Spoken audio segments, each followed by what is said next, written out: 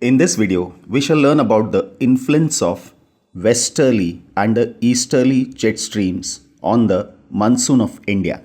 To begin with, what are jet streams? Well, jet streams are a narrow belt of high altitude westerly winds in the troposphere. They are located close to tropopause and their speed varies from 110 kilometers per hour in summer to about 184 kilometers per hour in winter. In terms of latitude, these jet streams are located approximately over 27 to 30 degree north latitude. Therefore, they are known as subtropical westerly jet streams because they are very close to the tropical areas. Their paths typically have a meandering shape, that is, they move in a zigzag manner. Jet streams may start, stop, split into two or more parts, combine into one stream, or flow in various directions, including the opposite direction of most of the jet. Over India, these jet streams blow south of Himalayas all through the year except in summer. In summer, the subtropical westerly jet streams move north of Himalayas. It is because of the apparent movement of the sun. In summer, the apparent movement of the sun is in the north. Now, even the Tibetan plateau gets heated up, low pressure is developed, and it pulls the westerly jet streams northward. Now, jet streams also determine the arrival and departure of monsoon. Let us understand how. We have seen that the Tibetan plateau gets intensively heated and so a low pressure area is created. Whenever a low pressure area is created, the wind from the nearby areas will be rushing towards those regions. These winds not only just come towards these low pressure areas, they also bend. Now, since these winds are in the northern hemisphere, they will bend towards the right. It is because of the Coriolis effect. We can call this as a cyclone where a low pressure is created and the winds are attracted towards it.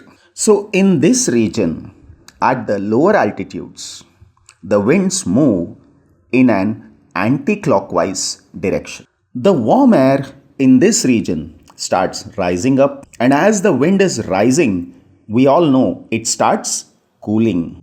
It finally reaches very close to tropopause. Since at this point the air is cool and the temperature is low, so the pressure is high. Now, if the pressure is high, the wind in this region tend to move away from this region. As the wind is moving away, they will bend towards right because the winds bend towards right in the northern hemisphere, and they will not only bend, they will also rotate in a clockwise direction. A large-scale circulation of winds around a central region of high atmospheric pressure is known as anticyclone.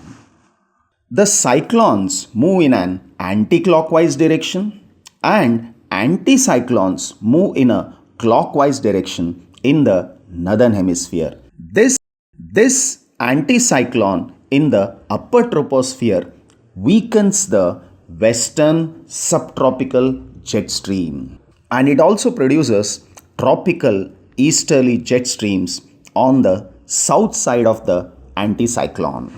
Now, these western subtropical jet stream divides into two. One moves over the northern part of the Tibetan plateau and the other one moves over the southern part. Finally, in the northeastern part of India, it develops into easterly jet streams on the southern side of the anticyclone. The high temperature over the Tibetan plateau as well as over Central Asia in general during the summer leads to the formation of the tropical easterly jet over India in summer.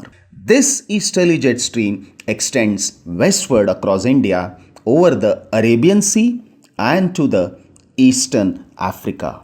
The air finally descends over Mascarene High and strengthens the pressure cells.